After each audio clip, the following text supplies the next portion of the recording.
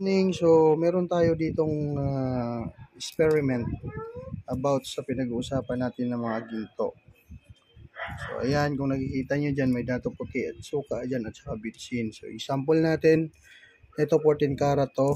So, maglalagay muna tayo ng bitsin dito sa dalawang baso. Yan. Lagyan muna tayo ng bitsin dyan. Sa kabila din. Ayan. Tapos kunting suka. Kabila din, kabila. Yan, op. Ilulublob na natin ngayon yung dalawa. Ito. Tingnan natin kung sino ba talagang peke sa kanilang dalawa. Totoo ba to or hindi? Parehas ba silang peke?